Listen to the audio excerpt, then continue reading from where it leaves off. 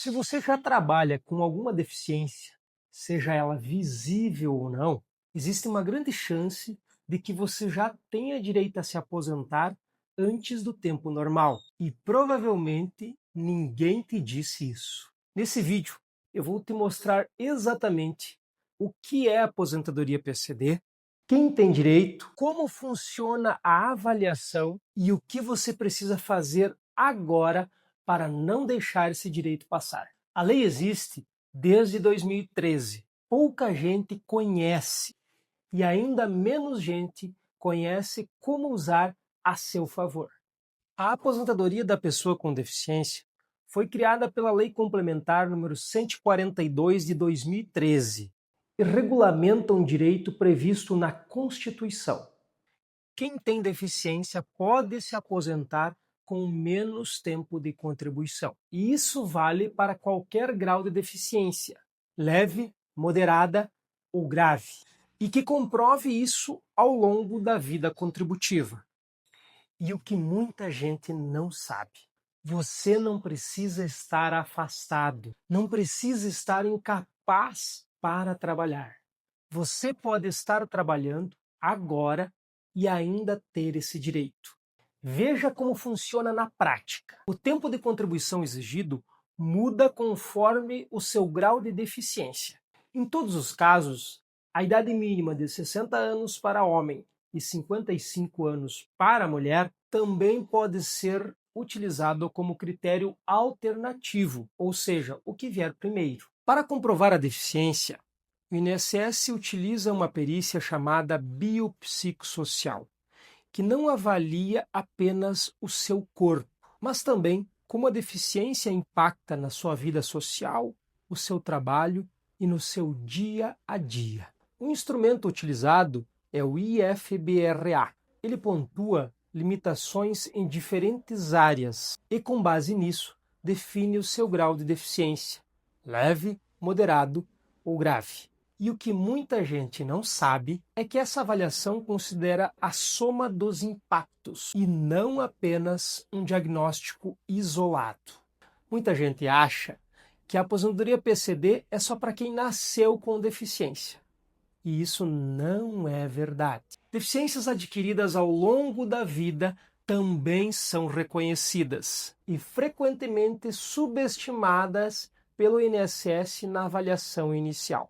Alguns exemplos que costumam gerar direito, mas frequentemente são negados sem orientação adequada. A fibromialgia, quando documentado em laudos médicos, e o histórico funcional. Visão monocular. A perda total da visão de um olho já é reconhecida por lei como deficiência. Problemas de coluna, hérnias de disco e problemas que limitam de forma permanente. Perda auditiva, conforme o grau e o impacto na vida cotidiana. Se você tem ou teve alguma dessas condições, não descarte esse direito sem antes buscar a orientação especializada. Eu vou te contar um caso que chegou aqui no escritório. Uma pessoa que trabalhou por mais de 20 anos foi diagnosticada com perda auditiva progressiva ainda quando jovem e nunca soube que isso poderia ser enquadrado como deficiência para fins previdenciários. Chegou até nós pensando que não tinha direito a nada, era só mais um caso. Após a avaliação biopsicossocial, o grau de deficiência foi reconhecido como moderado. O tempo de contribuição ela já tinha, e combinado com o grau de enquadramento correto, foi suficiente para a concessão do benefício. E ela não precisava esperar mais 10 anos. Ela tem o direito agora. E esse tipo de situação acontece mais que nós imaginamos. Se você chegou até aqui e se identificou com algum ponto desse vídeo, o primeiro passo é organizar a sua documentação. Isso faz toda a diferença na avaliação. E os documentos mais importantes que você precisa reunir são laudos médicos com descrição das limitações que você tem no dia a dia, o histórico de consultas, exames e laudos. Quanto mais longo, mais sólido, relatórios de especialistas, neurologistas, ortopedistas, otorrinolaringologista, conforme o caso, carteira de trabalho e o CNIS para comprovar o tempo de contribuição, relatórios ou atestados que descrevam as limitações no seu ambiente de trabalho. A documentação precisa contar a história real do impacto da deficiência na sua vida, não só o diagnóstico. E um advogado especializado sabe o que o INSS pode enxergar.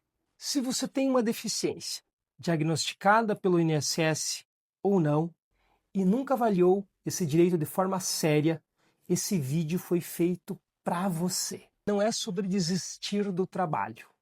É sobre conhecer o que a lei garante para quem viveu e contribuiu com muito mais esforço do que a maioria. E se esse conteúdo te ajudou, compartilha para que mais pessoas possam saber disso.